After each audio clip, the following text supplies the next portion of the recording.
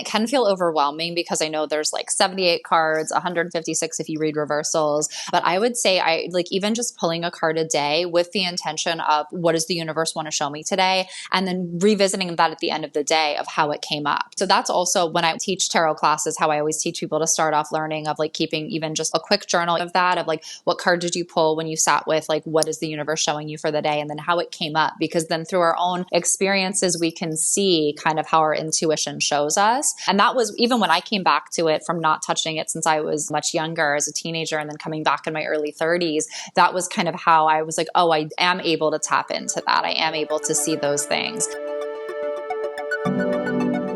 This is the Conscious Economics Podcast, and I'm your host, Rhiannon Roseland. This is the place where we explore people, planet, profit, and art through the lens of the new economy. If you're interested in changing yourself, getting more creative, or changing the system at large, then this is the podcast for you. Tune in every other week as we explore these topics with amazing guests. We'll go deep, we'll go heart-centered and soul-felt as we go into how we change ourselves and change the world. Hello, Conscious Economics followers and podcast listeners. I'm back, your host, Rhiannon, and today we have an amazing episode for you. I sat down with Cardsy B. Most of you in our community know Cardsy because she has been one of the wellness coaches as part of our Mindfulness and Money program, and she's just so incredible. She's come out to some of our Toronto local events as well. She's an author, an intuitive tarot reader, and an energy alchemist.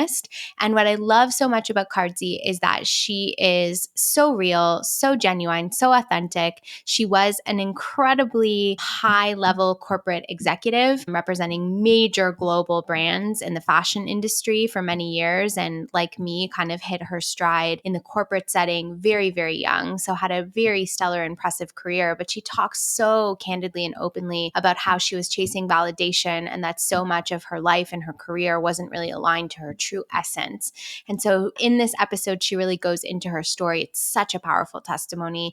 And there's so much that we can learn from her, not only as a business leader, a conscious business leader, but as someone who's really walking their walk and unafraid of sharing their truth and being able to really build that into a successful healing business that's helping so many people around the world. So I'm excited for all of you to hear Cardsy's story and to just take in this incredible episode. So I hope you enjoy it.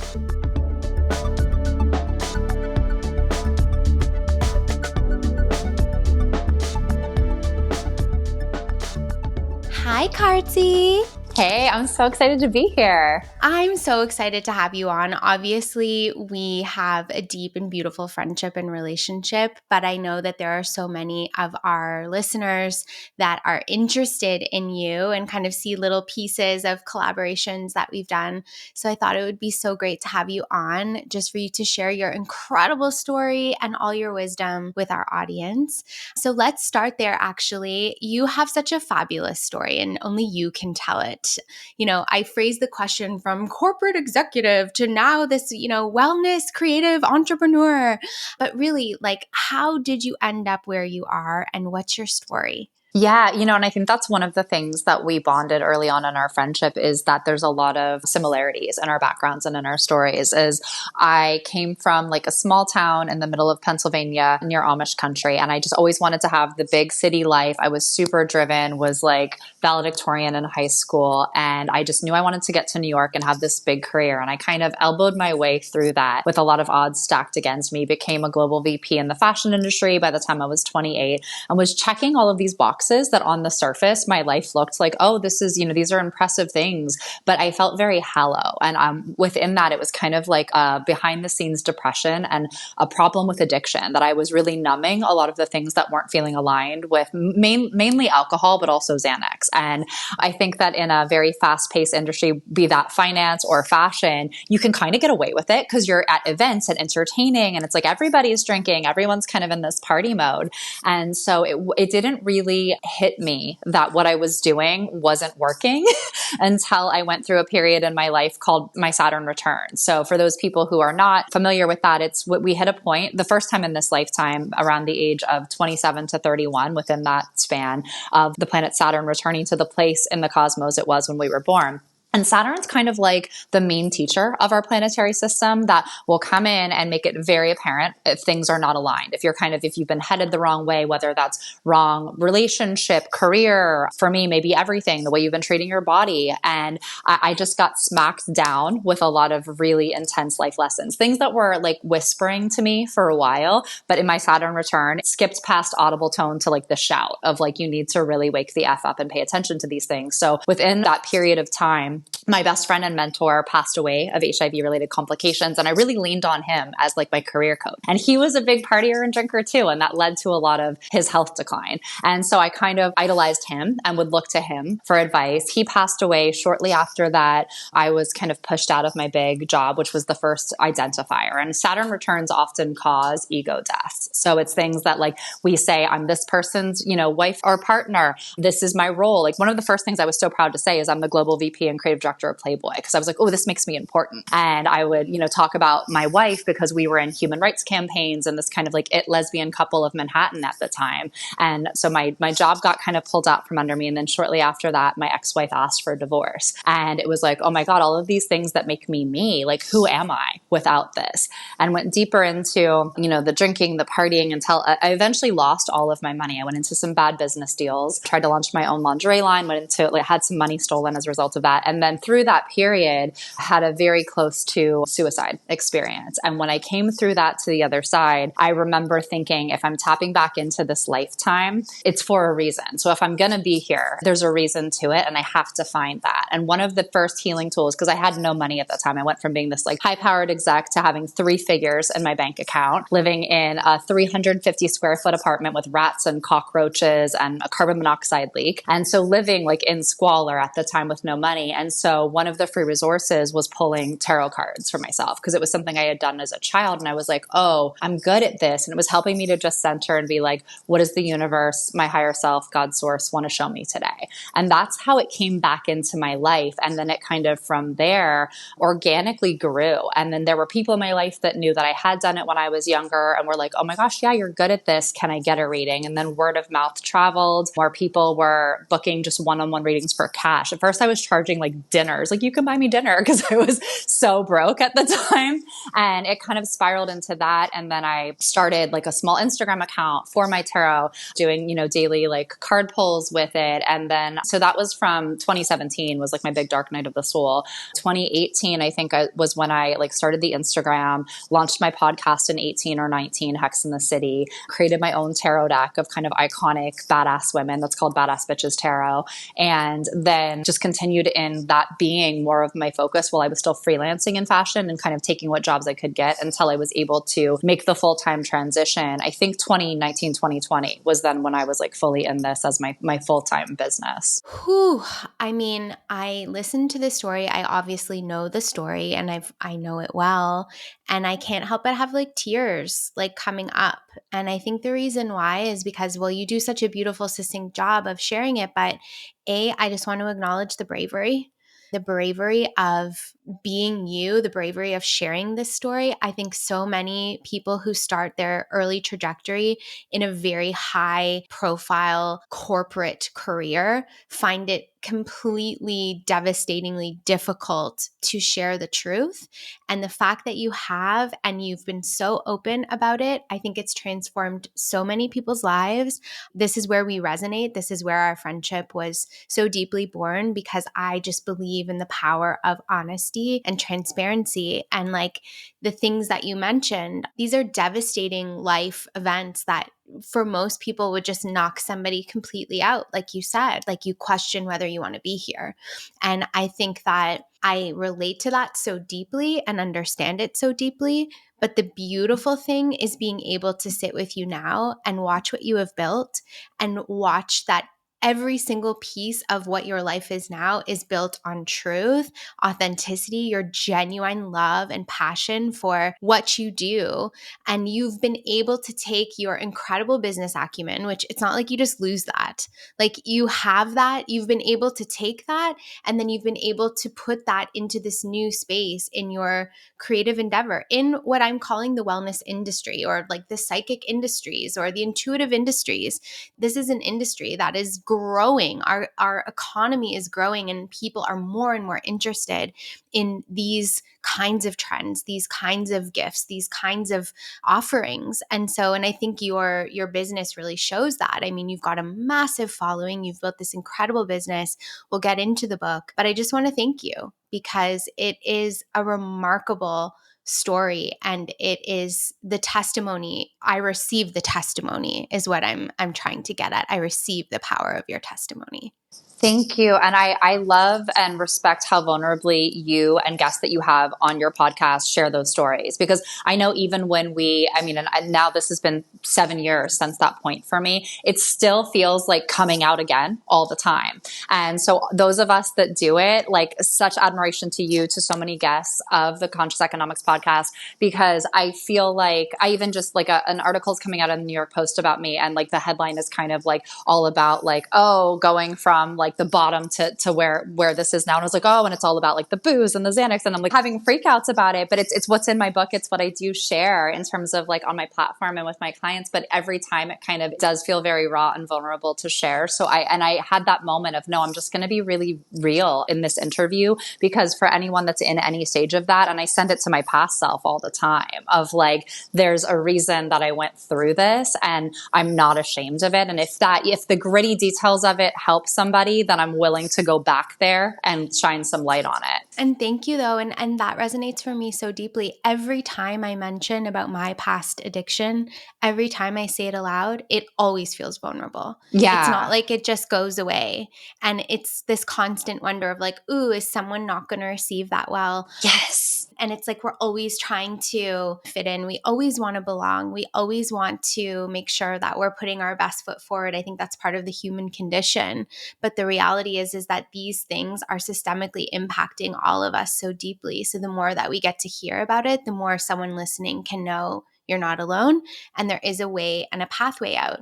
And one of the things that I want to just ask you, because I think it's so easy, these rags to riches stories, like the media loves them, everyone loves them, right? It's like, oh, the big crash and burn, and now everything's all better. And we know that isn't also total reality, that there's like small measurable steps that we get to make in order to really transform our lives. And I don't want to just pin that transformation into like, it's a career transformation. It was a bad job and now it's the right job. Right. It's like more, I think, what were the small little steps that you made for yourself personally that started to align you to find the right, career outlet? Thank you. I think that's such a good point, because there's the temptation, and it's kind of the nature of what we're programmed with advertising and consumerism of there's an easy button, like just take this pill or just do this one thing and you're going to be fine. And it really was a lot of exactly small, consistent, inspired actions. And the first thing for me was really cleaning up. And you've talked about this on the podcast, on your platforms, of cleaning up my diet physically and energetically of what I consumed. And the biggest thing for me, obviously, was I no longer consume alcohol. I got really clean with what I eat and consume in my physical body. And that was a big and consistent step towards cleaning and clearing a lot. And then also the energy I consume in terms of media, in terms of the people that I spend my time and energy with. And one of the things I realized was that I think we're so tempted consistently, especially in Western society, to numb and escape. When I pulled the things that were those numbing and escape mechanisms of the Xanax, of the alcohol, of the partying, I had to sit with a lot of uncomfortable things. And it was training like it is when you start to work out of like, this doesn't feel good. And I used to be able to shut this off with like a glass or several or bottles of wine. And now I have to be like, oh, this doesn't feel good. What is that telling me? And I think that was the biggest part, was kind of cleaning up my physical and energetic diet. And then also I brought back in tarot, which again, I first came to as a child. And I was kind of like that weird, sensitive psychic kid that my parents used to be like, she's very high maintenance, because there were things I would never know and sense. And I remember even like being in the car as a kid and being like, I don't like to drive this way. Bad things happened here. And my dad was like, she's just like, so we can't drive this way when like things come up. But like I would sense things and they didn't really know how to handle it. And then I realized in starting to drink in my teens that, oh, that shuts it off. Like I don't have to know those things. I don't have to get those downloads. And like, whew, this is a lot easier to just be kind of numb to that. And it's easier in ways, but it's less fulfilling and less connected to the truth of myself. So a lot of that came rushing back. So there was a lot of, I forgot how tuned in that I am. And tarot kind of brought that back for me. And it was overwhelming at first. So going back to small and consistent steps, I would, sit with just pulling one card a day for myself. I would meditate 10 minutes in the morning. Like, I mean, because everyone, I think it's hard to meditate for like 99% of humans. So at first I was like, what is this? And I had such a monkey mind from being a corporate executive for so long. And so I started with 10 minutes on an app a day, like a free app at that time because I had no money. I was listening to content from Louise Hay and Wayne Dyer on YouTube for free of just like, what are the things I could access within my budget at that time that I could build into my life in consistent and meaningful ways. Yeah, I love that. And thank you for sharing those tips. And same for me. Like, I think the first catalyst was to remove alcohol from my life. And again, for me, it's not like, because I grew up in a family where addiction was very present, I really saw or thought that alcoholism looked a very particular way. It was like a daily drinker who couldn't go a day without alcohol, which wasn't me at all. So I was like, oh, I'm completely fine. I have this incredible high-powered job. I'm like doing all the things and I just like to drink and I like to party. And so come Thursday night, it's the Thursday, Friday, Saturday kind of bender. And then like sometimes you slip on a Sunday or like sometimes a Wednesday slips in. But it was sort of that way. And I had really convinced myself that wasn't really a big deal. But just like you, I am an incredibly sensitive person who from a very early age used that numbing mechanism, like started drinking at 12 years old and used that really throughout my life in order to fit in order to deal with social anxiety that I actually have, which, I think so many people see us and are like, you're the most outgoing person in the world. And it's like, oh, there's layers. Yes. Oh, it was definitely social anxiety at that age for me too. I was like, and a lot of the empathic intuitive hits that we get, and it's like, oh, that kind of makes that fuzzy. So then you can like sit in these really uncomfortable environments, and now I don't know, you probably experienced this as well. There are things that I'm so much more discerning about because I'm like, if I'm feeling that icky for an extended period of time, I'm not meant to be in that mix. And it's not a judgment of these people are good or bad. It's just they're not on my frequency. They're not a match for like what is a expansive experience for me. So there's a lot more things I say no to. And it's shifted the types of things and the types of individuals and opportunities that come into my life as a result of that. I love that. And I couldn't agree more. And it's just so interesting too, because you and I have many, many close friends in common. And we were like literally just about to cross paths so many times throughout our lives while we were still in our phase of drinking and big corporate executives. And it would be like, you just left like a little strand of your hair was just there and you had just left, or like I'd miss you on this door and I'd go out that one. And it was like, why can't I ever meet this girl? Like, what is going on here?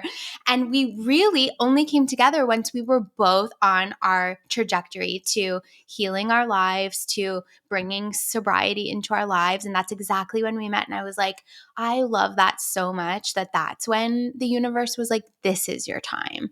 And that to me is so special and meaningful. I wrote about that in the book of like my connection to you and how people used to call us like Clark Kent and Superman, because there were people were both kind of like petite, big personalities that worked hard, played hard, and like our Rebecca and Rhiannon the same person because of this. And because I heard a ton about you, always wanted to meet you. We would be at the same event at different times. And I think it is really interesting that it was like, no, it's not your time yet, because when we came together, it was such a soul sister connection. And we had weathered so many of those challenges in our own way, on our own, that we understood like what the other went through on a deep level. But we were supposed to kind of, I think like, one of our mutual friends jokes we would have ended up in a gutter had we been friends at that point, because we were both such like, oh, let's go harder. Yes, I second that. Like we would have just I'll been buy like the whole bar around. We'll just, we'll just buy the bar. Like, Oh yeah.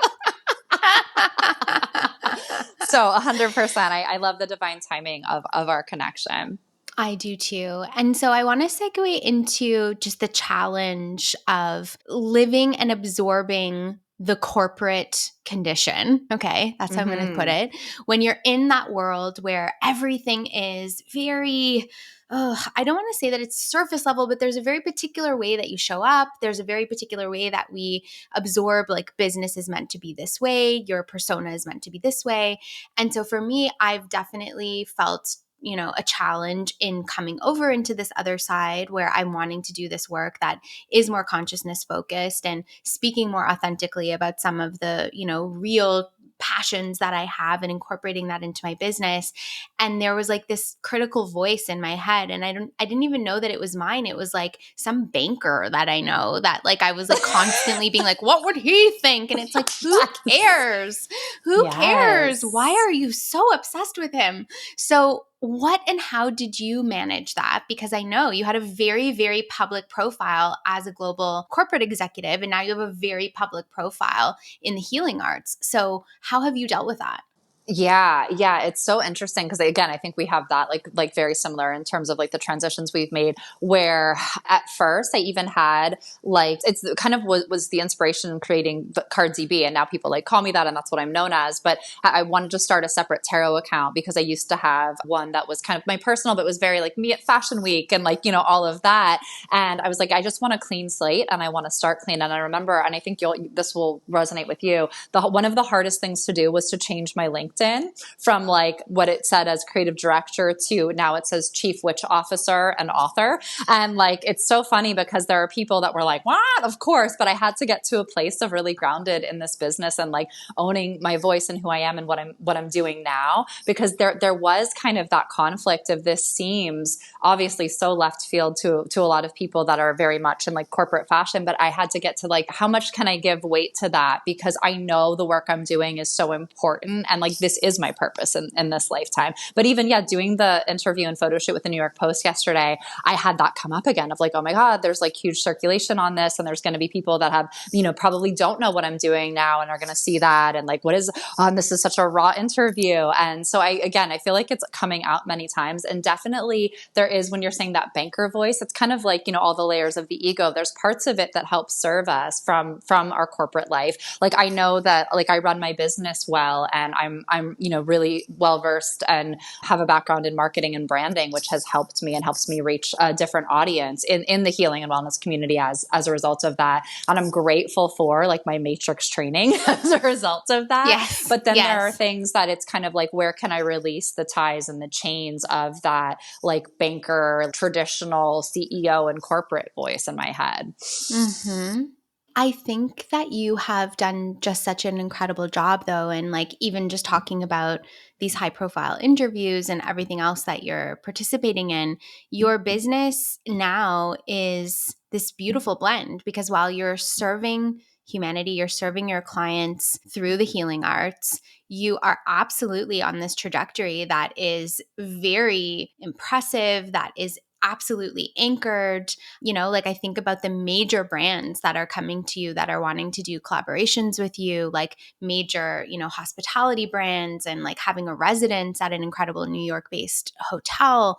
Like, talk a little bit about just that process and how things are shifting. Cause I think the audience needs to know that this isn't like your grandma's back like deck anymore, where we're like coming around and like, hiding our little things. Like, this is a real blossoming industry, and there's so much potential. Yeah, thank you so much. And it's something that was definitely my goal, was to make tarot and healing through tarot and intuitive coaching and guidance more accessible, and to democratize it, because I think there is a stigma, even still, as it's become trendier and cooler in the 2020s, but I think there's still that kind of like stigmatization of it. And I think that like, I first came into this, and I remember doing a really powerful plant medicine ceremony in Costa Rica, and going there thinking, am I going to just like get rid of all of my things? Am I going to wear like a skirt made of grass and just have Lola and a little table with tarot of like, and no, there's a lot of things that are still in my soul signature. I still am this little kind of like Elle Woods of tarot that I love. I'm in the middle of Manhattan. I love New York. There's a lot of things I love about being in and of kind of like the metropolitan culture. And I've just embraced that about myself. Of there's a reason that I'm drawn to those things and that I'm accessible to those people, because that's also made, I think, open the minds to some people that may not have gone to tarot or gone to more of an esoteric or metaphysical practice in their healing journey. And because I feel like the way that I teach and guide, and even my tarot deck and my book, it's very almost like Sex in the City-esque. Like even my podcast is called Hex in the City. So there are people that are maybe like a little bit spiritually curious or entering into their healing journey, and they're like, okay, I could maybe get down with that. And I tried to make it as welcoming and as accessible as I possibly could. And I think the biggest piece of that was just continuing owning who I am, because I had the fear of coming into the healing space of a lot of people in this work, they want to live out in nature and off the land. And I was like, I'm a weirdo. I love the city. I'm the person that could meditate in Times Square. Like I feel like I really thrive in city culture. And I was like, is there something wrong with me because I'm not that archetype? And even the way people were posting, it had like a certain aesthetic of like cards and like herbs and crystals. And, you know, I have like my black and leather, and I'm like, am I weird? Am I like outcast for this? And the more that I just ran with like, this is who I am, and I'm going to teach what I know from like the truth of my soul signature and my avatar in this lifetime, it really helped other people find me that maybe would not have found healing in the practices that I work with. I love it so much. I love that it's just also true to you, but I also would say that you are a genius marketer and brand builder. And I think that that's like time and time again, we see evidence of that, whether it's in your career previous and like just the incredible stature that you held at such a young age. And then to see how you've been able to authentically take those skills and build an incredible business where you are helping and reaching so many people. So it's like, it's both. It's the authenticity, it's the being yourself, and it's incredible business savvy. And it's the two that are mixed together, which make you an incredible conscious economy leader that I just, was so excited to have on the show. Thank you. This podcast is brought to you by Mindfulness and Money. Mindfulness and Money is our new annual membership program designed to meet you where you are at and thoughtfully help you heal your issues with money. Join Asil Albaba, our in-house financial therapist, and myself, Rhiannon Roseland, as we help you uncover all the deep-seated blocks that are preventing you from living your most authentic, powerful expression with money and out in the world. So if you're interested in joining, you can go ahead to consciouseconomics.ca and click on Mindfulness and Money to find out how to sign up. There's also a free trial option for those of you that want to dip your toe in before making a commitment for the year. The program is designed to be a democratized access for financial coaching and financial therapy. We have some very accessible pricing for you with options within as well, so that you can make your own conscious decision what you are able to afford as you start this healing journey. We hope to see you there.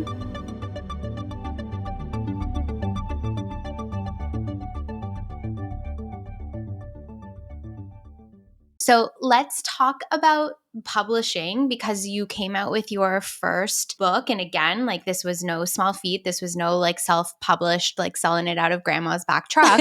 Like you got an incredible book deal, and the Saturn Diaries has now, I think, really been a catalyst to even promote you and your brand and the work that you do to an even greater level. Can you talk, because I think so many of the creative entrepreneurs and artists and conscious innovators that listen to this show, we all dream of writing a book. I know I do. And I just would love if you could like take some of the stigma away. Like, what was that process like? How grueling is it to really, get something like that out? Just tell us all the things you learned about going through that process. Yeah. Yeah. I mean, it's grueling and amazing at the same time. I don't have kids, but it's probably like you have children. It's probably like giving birth and being a mother, where there's a lot of things that are deeply challenging, but also like so incredibly rewarding and worth every step of the way. So the first time I was approached was I think it was the very end of 2019 or early 2020, because I came to your Lunar Studios event shortly shortly after, because I told you and you were like, I have such a good feeling about this. The first time I was approached was around early 2020. A publishing company in New York came to me and said like, hey, your story's really interesting. And it kind of has this, very Sex and the City, Devil Wears Prada-esque feel of going from fashion bitch to wellness witch. And we think this would make a really interesting memoir. And I was like, cool, like I love this and I am interested in writing this and I've thought about writing my story, but I really wanted to make it both a memoir and a spell book because there's a lot of things I came up with in terms of meditations, herbal elixirs, how to work with the tarot throughout that I wanted to include as kind of like a healing guide, like a memoir and a healing guide. And they were like, no, it has to be one or the other. There was this very like, it has to be like, you could do like one and then the spell book, but it should be a memoir. And it just wasn't like fitting. I was so grateful to be approached, but there was something that felt a little bit off and I had it on hold. And then the pandemic hit. And then the world was completely in upheaval. I relocated for a brief period of time out of Manhattan. And in that time, I connected with an incredible publisher who's based in both Toronto and Miami. I was speaking at the Miami Book Festival. She came up to me after and said, hey, I'm not saying it has to be with us, but I really think you need to write and tell your story, because I talked a little bit about it when I was like speaking at the event. And I was like, this is so crazy because I have been thinking about that. I was approached. It wasn't the right time or the right fit. And I kind of put it on hold and then it just came together. So I think that was in 2021. And then I wrote the bulk of it. It really did feel very channeled in a lot of ways. I wrote the bulk of it in 6 months in 2022, then went through editing process for maybe two to 3 months. And it came out in December of 2022. Wow, that's a quick turnaround when you really think about it. Yeah, it was crazy. And I don't know, I mean, who knows if I read another book, if it would come through that way again, but it was almost like once it was the time, it just felt, and there were times that I would go back and read it. And like, yes, I remember the words being my own, but I also was like, oh, wow. Like it did feel like there was a higher power or like, like source channeling it through me. Wow. Because it would come out in big chunks. And sometimes I would write from like 9 p.m. to 2 a.m. and then not write for a couple of days. I didn't have like a structured routine I know some authors are incredibly structured. And you would think like being very type A in my corporate past that I would be, but I would just really sit when I felt called to. And sometimes it would just be like streaming for hours and hours, then maybe not for a couple of days. And then maybe like one day I would just tweak a chapter for like, wow. 45 minutes and then let it go. So I didn't have a super strict routine with it. And I had a little bit of flexibility with the publisher that they had a window. There wasn't pressure on it of like, oh, we'd like to release it by the end of 22, early 23. And I completed it faster than expected. And then we ended up doing it in 22 versus 23. But yeah, it was challenging at times because I think anyone who is interested in doing a memoir, what I would highly advise is getting to the place where you have love and respect for your past self. Because I think that I was through several years of healing from that time where I could go back into the darker parts. Cause I think that was the hardest of like really getting into like the gritty, like being blacked out on like floors and, like snorting lines of coke off of D-list celebrities and writing about it and not being like, oh my God, I hate myself, but also being able to be really real of like the true experience of it all and still have empathy and kindness for myself at the same time. So I think that like, yeah, anybody who's like writing things, especially periods of trauma, periods of self-sabotage, I would say like get to a place where I think it's impossible as humans to ever really be neutral about ourselves, but get to a place where you at least have a lot of love and respect for your past self, I think that that's such great advice. And I've heard of many writers who go down the journey of writing thinking that that's all they're doing. And then they open up Pandora's box in terms of just facing some trauma or things that they haven't actually worked through. So I think the fact that you had done so much healing work already also set you up to be able to have that self-love and compassion as you went in to write. And I don't even know if I would be ready to go fully there yet in some of it, but I've definitely got some creative ideas that are on my list, my bucket list of things to do. So it's definitely inspiring. And that's one of the things that I love about you too. And that's so you, and it's so your Sagittarius fire vibe. You're just like, and I want to do it and I'm doing it now. And then she does. She's like, I like it and I'm doing it and here it is. And then it's like, oh, wow, you've built a $1 million brand. That's amazing. You definitely, I really think think like you definitely should share your story. Your story is so incredibly powerful. And I think even in the times like that it is hard, the chapter that took me the longest was the one that when I like lined all my pills up and was like planned to kill myself. And in that, like writing that and writing the interaction with my mother after the fact and writing the interaction with my ex-wife, like it was like, oh, like so painful. And there were certain people that I was like, I gave an advance copy to my parents and an advance copy to my ex-wife just to be like, I honor you. And like, if you choose to read this, like I want to give you the first, like before this is published and out to the world, because those were the people that I really cared, you know, like, and I have to say, like, my parents both were like, you know, some parts were really hard to read, but we're so proud of you. And there was a lot they didn't know and they read and they were like, we're so proud of you. And my ex-wife said there were parts that were hard to read, but every word is true. And it was so good to see that of like, I mean, she definitely in no way was villainized in it, but even seeing like writing about parts of our divorce and our marriage that she was like, you've written this with a lot of integrity and truth. And so that was good to hear. But those things were the ones that were like the dark moments where it took me way longer and then just like tweaking my wording and editing and over editing. Whereas like the fun, silly stories are fun to write. You know, when I was like traipsing around at seances, like at midnight in Central Park, I was like, oh, this was fun. I remember when this happened. Like, so there was some stuff that was enjoyable and some stuff. And like writing the story about when you and I met and like, you know, like that moment and just feeling like our soul, like sibling connection, like that was beautiful to write. And I wrote that in probably like an evening. But yeah, the shadow parts are definitely hard, but you have such a beautiful story. You should definitely.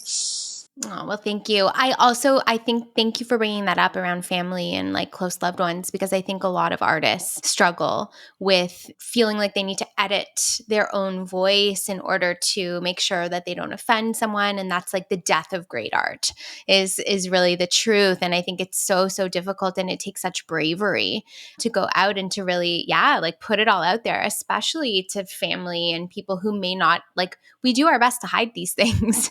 You know what I mean? We do our best to show up and act as though it's all great, mom, I've got it all figured out. So like it is just I think it's another layer to it. And I think many of the artists that listen to this show can relate to the fact of, I remember one of the artists that we work with a lot through Lunar Studios, just incredible artist, and just came out with some amazing work and just was sharing how vulnerable it felt to be that honest. And I was like, that is the sign of great art. Like if you don't have that feeling, you haven't gone all the way. And that's the truth. So it's beautiful that it worked out for you and that people were able to really hold space for the truth, and that you were, again, someone who had done your work so that you could write in integrity and you didn't need to villainize anyone, including yourself. And I think that that's so important. Yeah, thank you so much. Because I think had I written it earlier, there are things that I would have even been like harsher on certain exes or certain people of like, this was so terrible. And I'm like, I see now like why I chose those experiences based on where I was at too, you know? So I was able to write it from like more of a observer perspective than like, I was so wronged in this and I was abused. I was like observing the kind of story around it and like how it came about and the strange alchemy of all the ingredients that made those things occur at that time. I think that's actually a big part of your medicine and your wisdom and your teaching is actually that right there, that you, throughout your podcast, throughout the book, throughout the way that you do readings, you are really able to take many different circumstances and be able to blend and see the value and the lesson and really apply the lesson. And I think that that is something that is so sacred, especially for these times where everything feels so divisive and we have generations pointing fingers at each other, and it just feels like this warring consciousness that keeps kind of elevating. And I think there is such a wise sage in you, and you demonstrate it within your own life, but it comes through in all of your teachings. Anytime you're in public and you're doing anything, whether it's pulling a daily card or whether it's talking about astrological transits and how they're, impacting your own personal life, I find that you are just really able to find and cultivate the jewels out of the hard times in life. And I think that's the real beauty of the Saturn Diaries, your book, is that it's really being able to find the gem beneath all the stuff that can feel really dark. Yeah, I had this moment. I was walking on Fifth Avenue the other day because I left in 2020. It was very dark energy in Manhattan in 2020. And I've been here 15 years before that. It's kind of like my adult life home. It was like Toronto or New York or what I consider my two homes. And I left in 2020 and it was really hard to do. And I just returned literally last week and I'm, moved back in. And I was walking down Fifth Avenue and I had this hit of, I see why I had to leave. I see why it pushed me out because I was mad for a while. It's like, oh my God, New York, how did you turn into this? How did you do this to me? It felt like being abused by my great love. Like I always say, New York is the love of my life. And I'm like, how did you abuse me like this? How did this energy get so dark? And I was literally crying walking where I finally see it. I'm like, I don't know that I would have completed the book if I hadn't left. I don't know that I would have found the right partners for it. And there's big things coming from the book that I'm like not at liberty to say legally yet, but it's like, I don't know if those things would have happened in my life if I wasn't like New York gently not gently, abruptly pushing me out and being like, you need to go here now. Because in that time, I was in very much this like sanctuary of healing. I was in Miami swimming in the ocean all the time, like doing a lot of just like inner work to be able to write the book. So I had that yesterday. I was like, I now fully felt it of like, oh, I know why I had to go. I'm so grateful to be home, but like, I know why I had to go.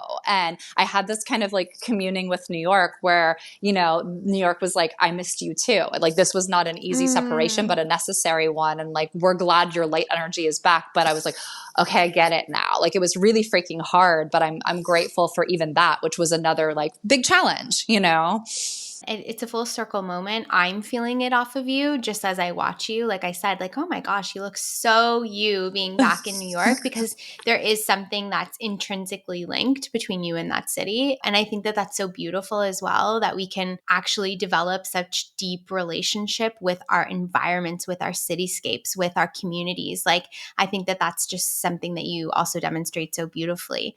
So I want to kind of segue into advice around people that want to start expanding their knowledge around tarot or just really getting in touch with their intuition and how people can get started. Yeah, I think tarot is a great tool. Like when you are just delving into kind of like, I know that I have intuitive gifts and I don't know where to start. And it can feel overwhelming because I know there's like 78 cards, 156 if you read reversals. But I would say I like even just pulling a card a day with the intention of what does the universe want to show me today? And then revisiting that at the end of the day of how it came up. And so that's also when I teach tarot classes, how I always teach people to start off learning of like keeping even just a quick journal, even in your notes in your smartphone of that, of like, what card did you pull when you sat with, like, what is the universe showing you for the day? And then how it came up, because then through our own experiences, we can see kind of how our intuition shows us. And that was even when I came back to it from not touching it since I was, much younger as a teenager and then coming back in my early 30s,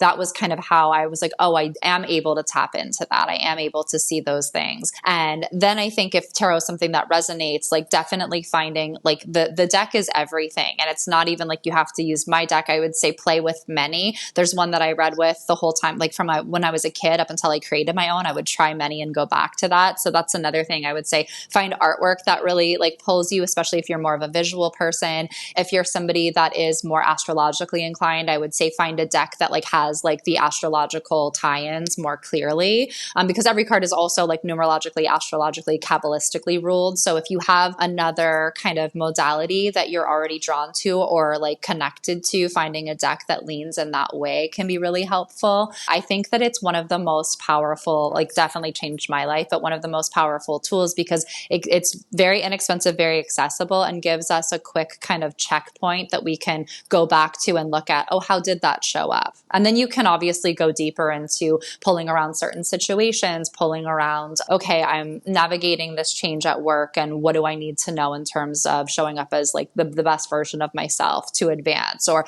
I'm going through this challenge in a relationship and what are the things that this is showing me that I can evolve as a result.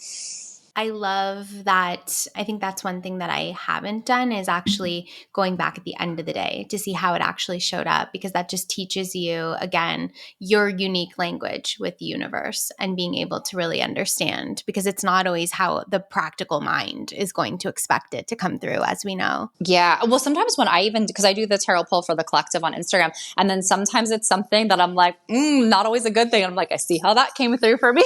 Like, I'm like, should have known because I pulled it. And then I'll have like a little glitch and I'm like, that's where it is. Yeah. So one problem or challenge that I do find, and maybe you have a little advice to this. So I generally got into the practice of pulling one card every day after my morning meditation and practice. But like sometimes I'd pull the devil, or like sometimes I'd pull a card that was like much more challenging, 10 of swords. And then I'd be like, oh God, what's going to happen? And then like as I'm like approaching my day, I'd be like, oh, is Jenny going to break up with me? Like it was just like one of those things. So how do you not go down that slippery slope? Yeah. Oh, I definitely have that. It's why people always ask, do you read for yourself? And I always say sometimes I'll pull a quick card on an issue, but it's almost like when you know too much, then you can skew it, which as you've learned, like then you're like, oh, this could mean like this in the way that I want it to. This could also mean what I fear in a situation, because tarot is layered in terms of the astrology, in terms of like the like upright and reversals. And it's like, you can see what you fear or what you like really, really hope for, when we're not just being like, what's the first thing that comes up, which is harder to do for ourselves, easier to do for others. There is light and shadow in every card. The devil is one that I have such a funny relationship with, because it's in my like tarot constellations, which is like a birth chart, but like the tarot that we like sticks with us through our lifetime. It's my teacher card or my shadow card. And the devil is things that we shackle ourselves to, like vices, like addictions. And it's not always substances like it was for us with everyone. It can be people pleasing. It can be, like an addiction is like, oh, making the peace in the room. And so I think when those things come up, it can be like, oh, like devil's not my favorite. But okay, where is that going to give me the opportunity to expand today? Because sometimes those triggers or those things coming back up also give us the opportunity to show how much we've grown. I've had a lot of people pop up recently from being back in New York that I'm like, whoa, some good, some bad. But even in the things that are not a match, I'm like, wow, like how quickly I'm able to decipher and discern that I would have gone down into things and had to touch the stove multiple times my past self, where I'm just like, oh, I can see that. I can see the intentions behind it. And that's okay. I'll choose accordingly. That's a really good point. It's interesting because one of the decks that I really like to work with is the OG Smith Rider-Waite deck. And the devil card in that, it just looks exactly like it's me and my husband chained to the devil. Like like the man's got the long hair, like I'm the blonde. Like it's like, okay. Like it's really, really in your face. And I'm like, okay, this is a lot. This is a lot to take. I want to go into just social media in general. So many creatives and conscious entrepreneurs that listen to this show, we all have the like head banging battle relationship with social media, knowing how important it is at this particular day and age that we need to be able to figure out how to really make it work for our businesses. But I think so many people also feel challenged, overwhelmed by it. You seem to have really figured it out. So I'd love to just hear a little bit about what and how you got there. Where did you find your groove, and what is your advice for folks? Yeah, the first thing I would say is don't feel like you have to master it all. I have a very small following on TikTok compared to Instagram.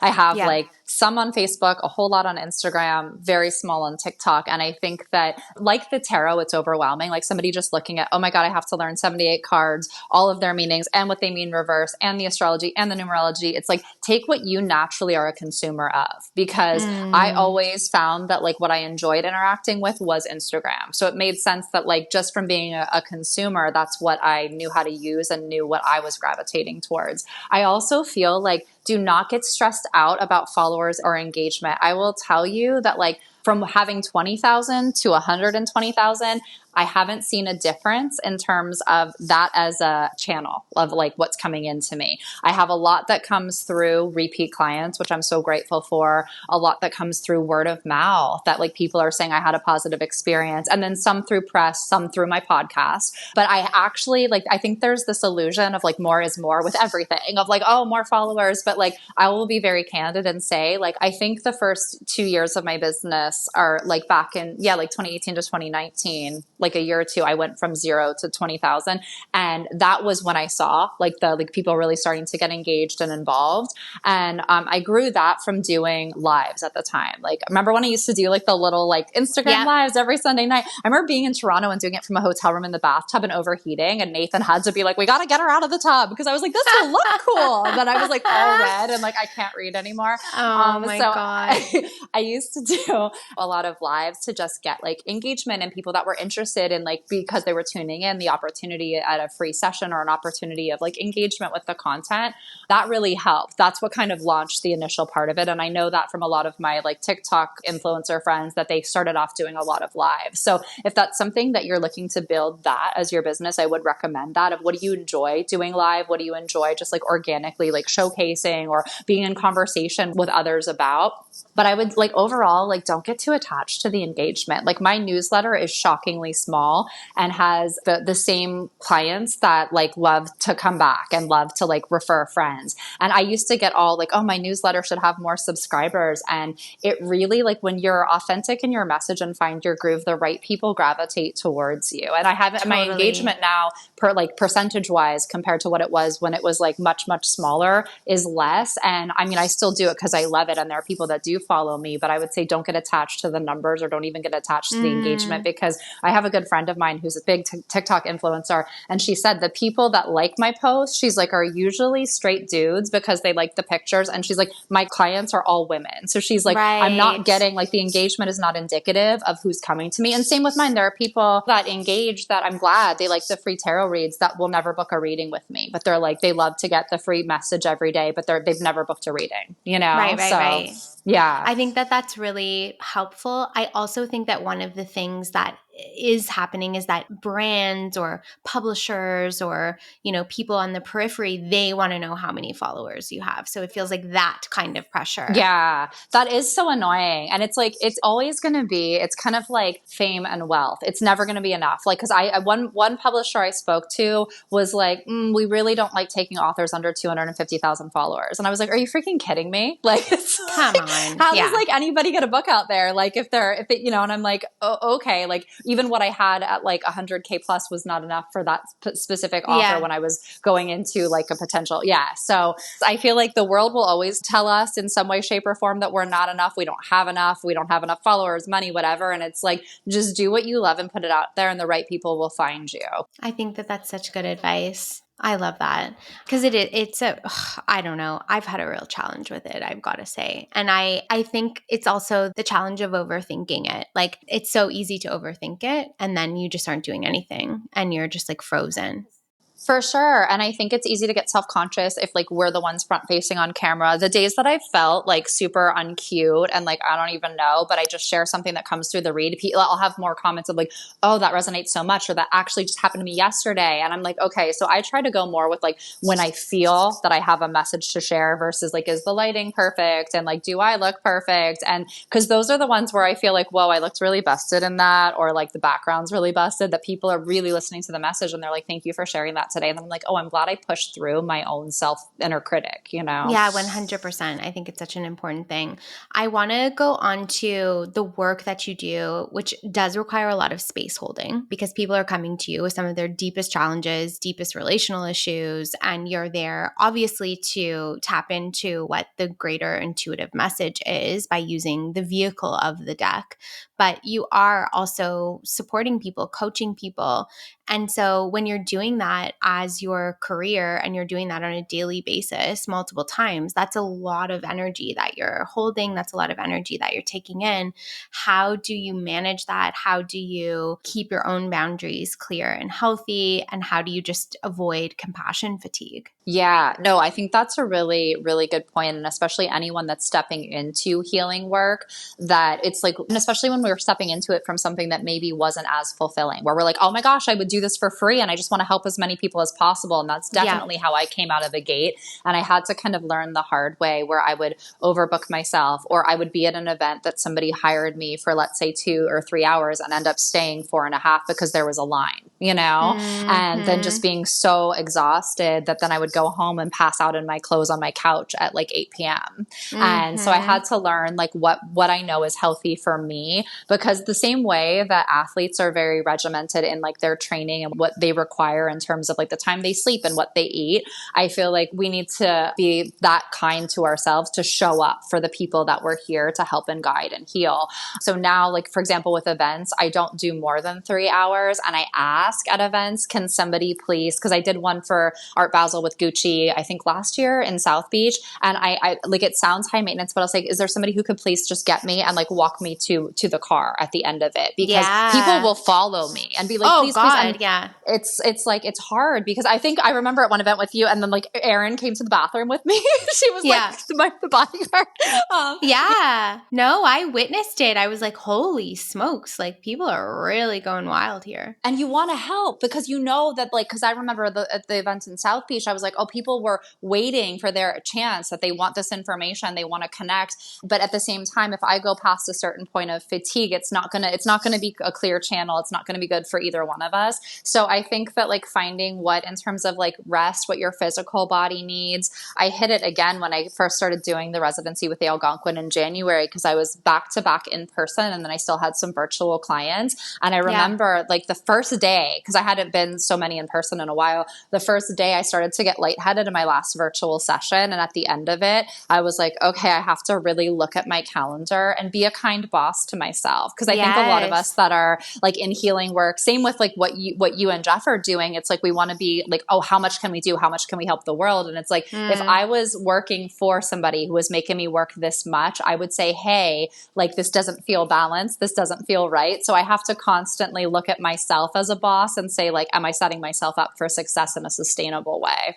100%. I think that that's such good advice, and it's advice that we have to take. And I've witnessed the crazy that comes around you when you start. Also, I think because you're so good at what you do, so that word of mouth is like a fire within the room, where it's like someone comes and has a session with you and then all of a sudden they're like, oh, it was great. And then everyone's like, and they're all like pushing like a stampede forward. And I'm like, hello.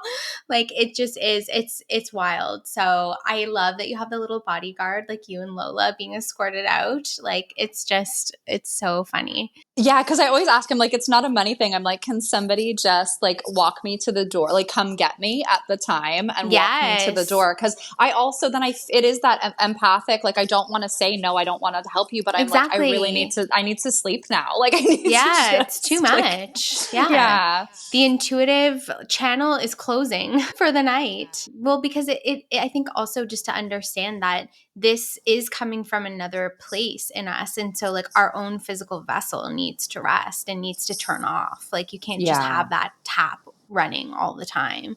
So I think it's hard for people to understand who haven't used that gift themselves or understand that, but it's very true.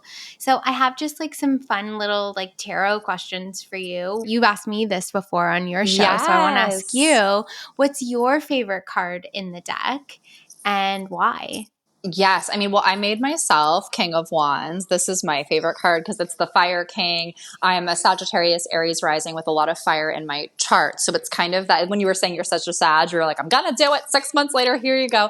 It's like the upright of the King of Wands is kind of that creative spark and that excitement. The reversal, though, is reckless, which I know you can relate to too when we're so excited. And then it's like ready, fire, aim instead of ready, aim, fire. It's like, here we go. Let's just jump. So it's funny because when I get reversals of myself and my like pulling for the card of the day or for clients, I'm like, okay. So I'm like, just take a pause and breathe. I know that's not fun for some people, but yeah. So there's light and shadow in every card, but it's the most me card. So when I was making the deck, I was like, oh, I have to be King of Wands. Like that's like 100%. And then I love your card because Rhiannon is Knight of Swords. And this is kind of like the really powerful like messenger, and also that just cuts through the nonsense. And I see that with you in terms of cutting through restrictions that are placed upon us from the matrix, like cutting through old, outdated ways, and also just like very clear in your throat chakra that is able to reach and heal a lot of people. So whenever I get Knight of Swords, again, for like card of the day or for like sessions, I'm like, oh, I love this card because it means you're going to be able to use your communicative gifts to get through what's coming up with a lot of ease and a lot of clarity. I love that. I love hearing you talk about the cards because you just bring such a flavor that is so unique. And I love that I'm in the deck. It's honestly such a special thing. I don't know if Jeff showed you, but he got a really cool top hat made by our friends that are hat makers. And he put my card in the side of the hat, which is so cool. Yeah. Yes. I love the Rhiannon card. I always say when people get this, I'm like, oh, I love this card. There's some that come up and I'm like, yes. Yeah.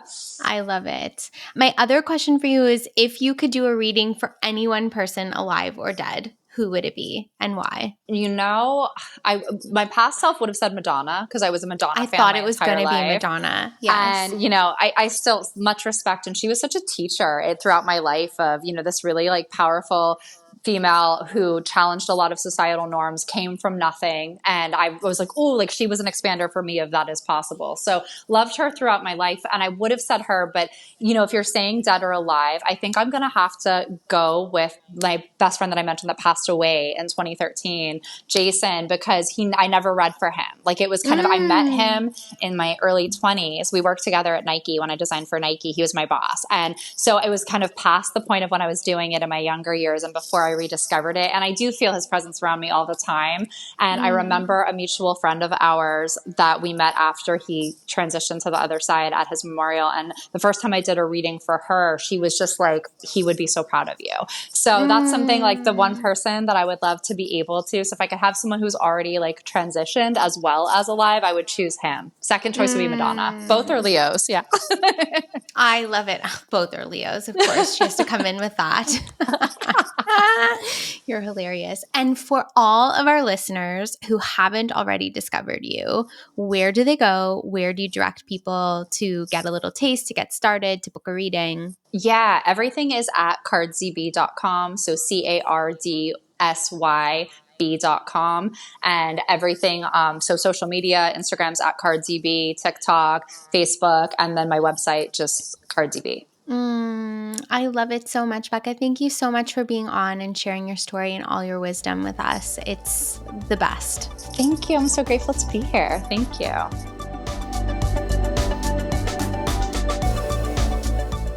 That was a breath of fresh air. That conversation, that episode, I just loved it so much. I enjoy Cardsy so much. It feels weird for me to call her Cardsy because I want to call her by her first name, which I know I did in the episode. I just love the honesty. I love the truth. And for those of you that are on the fence, wondering, should you book a tarot reading? I say yes, go for it. One of the things that I always find is I love to kind of get my support from a bunch of different grounded places. So I love to, rely on therapy as something that really helps support me when I'm going through a challenge. I also have certain friends that I will go to for advice. And then I love to work with my family favorite intuitive, which happens to be Cardsy.